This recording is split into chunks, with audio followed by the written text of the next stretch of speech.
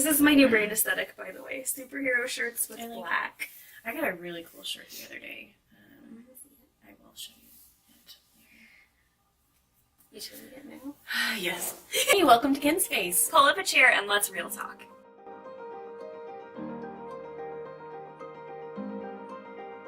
Hi, I'm Brittany. And I'm Mallory.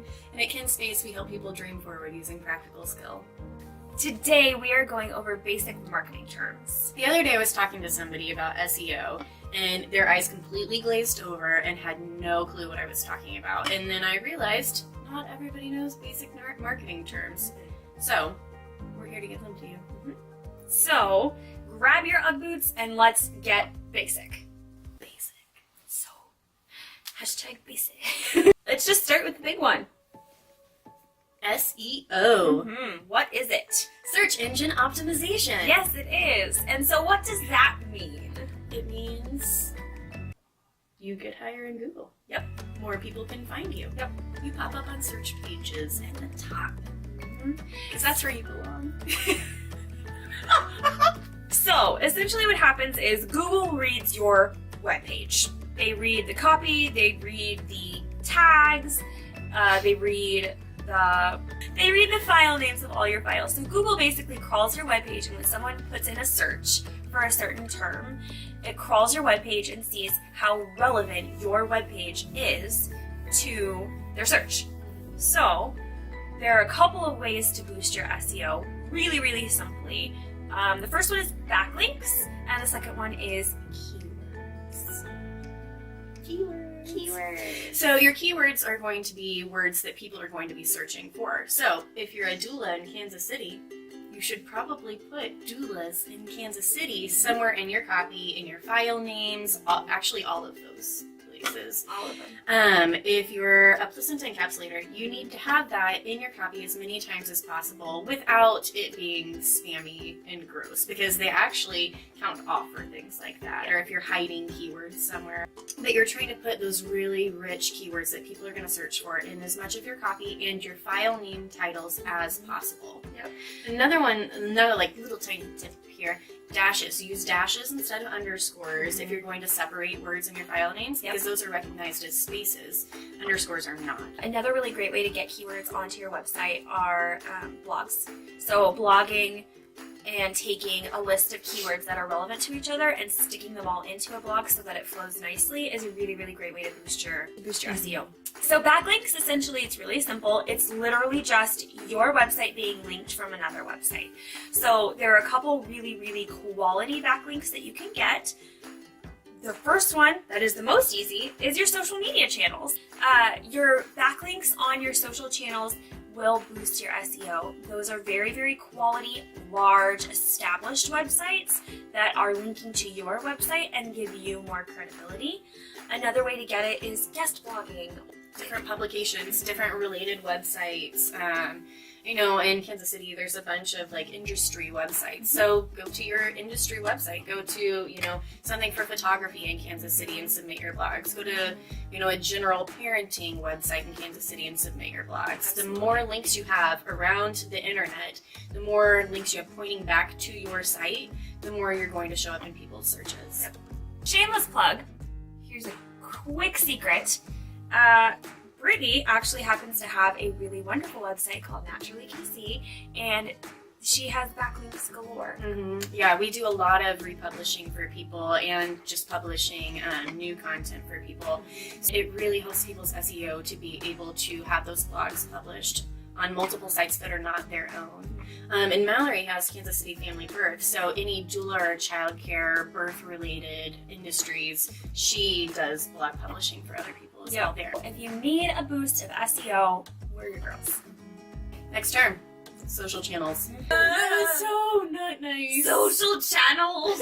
I know that seems like a really obvious one, but sometimes it just doesn't register. Social channels are the different platforms that you're going to be using to communicate with your audience, to put out content, to build community. Those will be Pinterest, Instagram, Facebook, Twitter, LinkedIn, Snapchat. Vine's not a thing anymore, right? Huh? Vine? No, mine's not a thing anymore. That one's pretty self-explanatory. Your social channels are your social platforms. So essentially you have all of these different channels that you're going to be pushing content to. That's the long and short of it. That's it. That's it. Basic.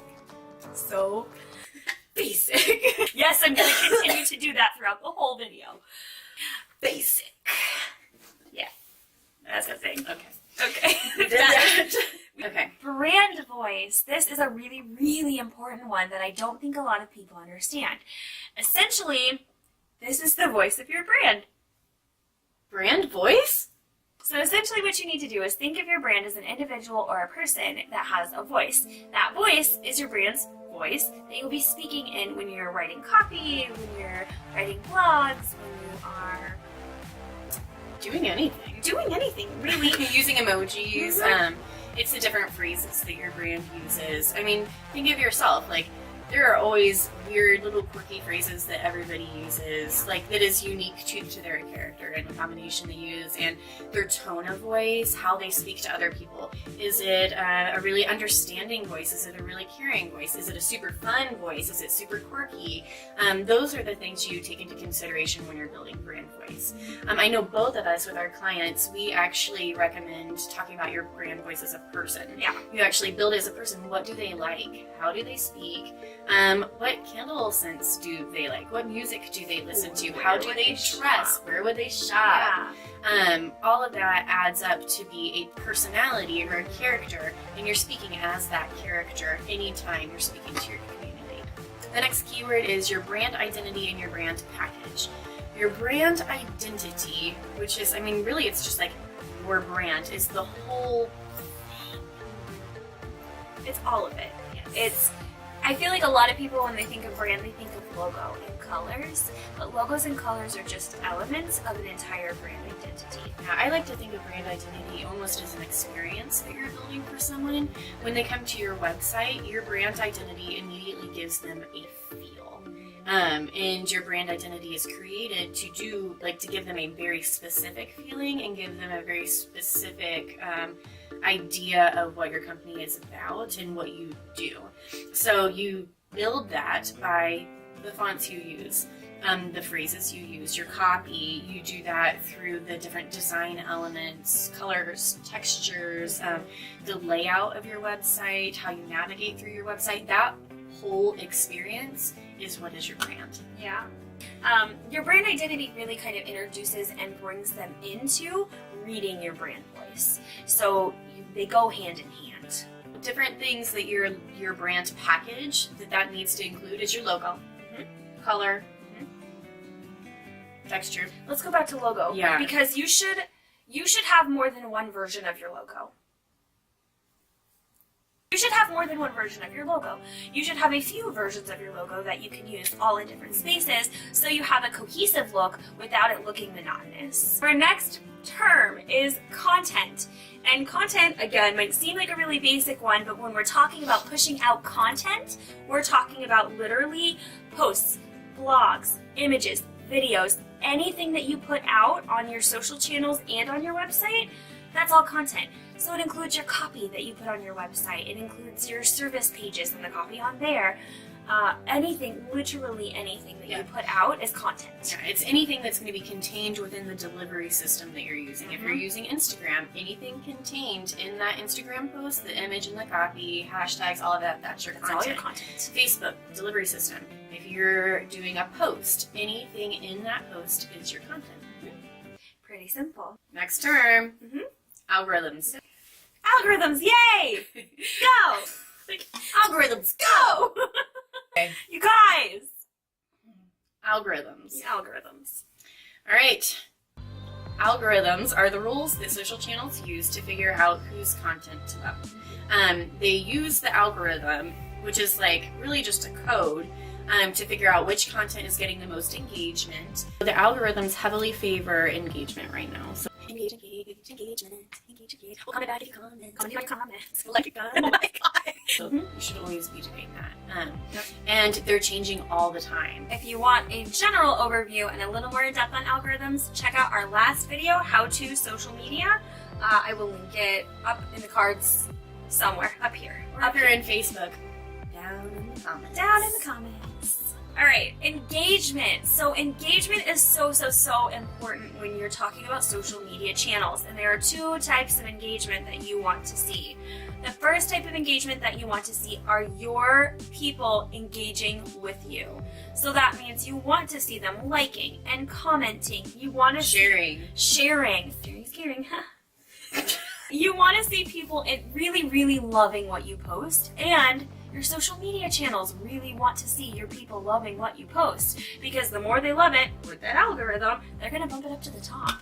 The other type of engagement is going to be your business to your consumers or your audience. That, I cannot stress enough, social media.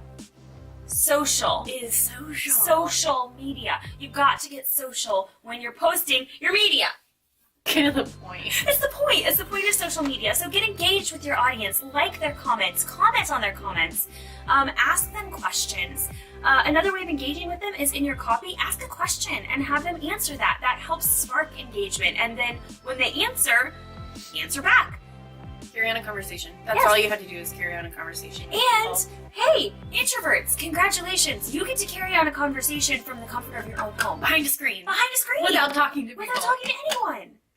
Yes, it's an introvert's dream. When you're posting on social media, engagement is key. Okay, let's go. The next one is insights. All right. Insights are really important, and they're really helpful, and you should be using them. If you haven't looked at your insights, you really should. That's going to tell you a lot about your target market. That's going to tell you a lot about who is actually engaging in your page. You might think that your business really should be best for middle-aged men, and then you go to your insights and you're like, holy crap, it's a bunch of teenage girls. Yep.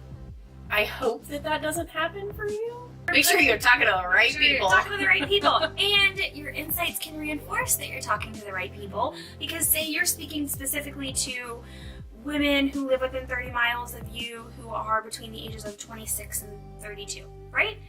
If you go into your insights, you can really look deep into who these people are, what they're interacting with, what they like, what they don't like, and you can use that to further connect with them. You can use it to further sharpen your laser focus. Can you sharpen a laser? Yeah, you can. Smaller laser. You can use it to get really laser focused on exactly who you're talking to, because that's going to be your quality leads, that's going to be your quality audience, that's going to be the people that you're actually speaking to and who want your stuff.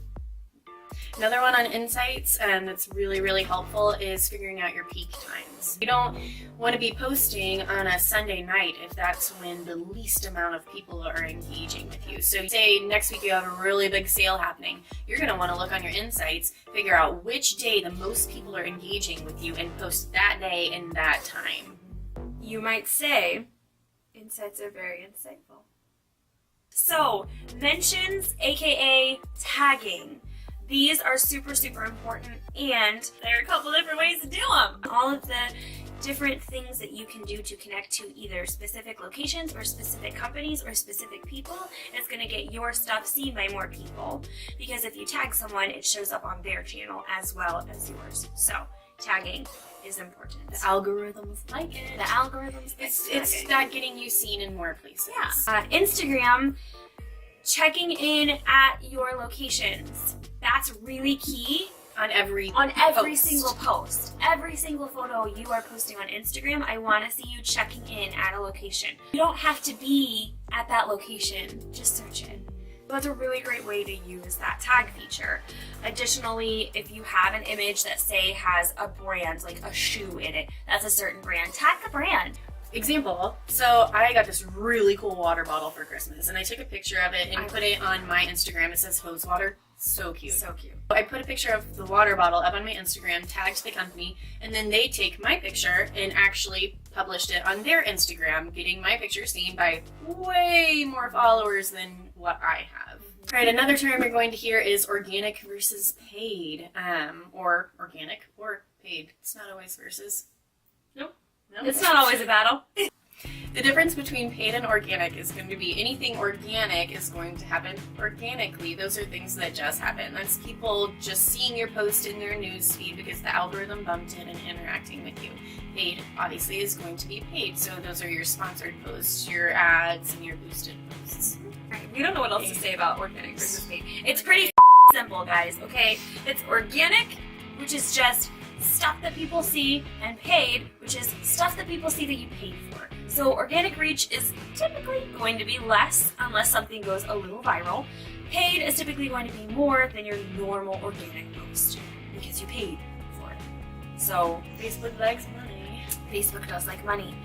All right, kids, we're gonna wrap it up. That was basic marketing terms that you can use in your everyday life and that you should be using in your everyday life. You don't even need Ugg boots for it. You don't, but you can. Thanks for hanging with us. I hope you learned something. If you did, tell us what you learned down in the comments, and we'll respond to you. We will be engaging with you in the comments. All right. If you enjoyed this video, if you'd like to see more, we are planning on putting out more. I think that right now we have it like once a month.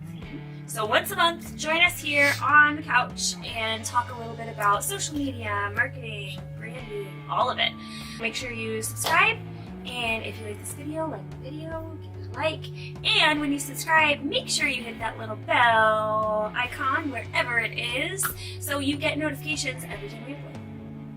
Thanks. Thanks. My brain is not working. My eye won't stop working. I'm the worst. Thanks. Okay. So that's not how I'm gonna start that.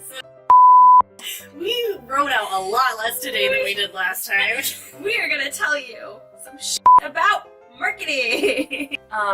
Considering tone, considering word. Jake!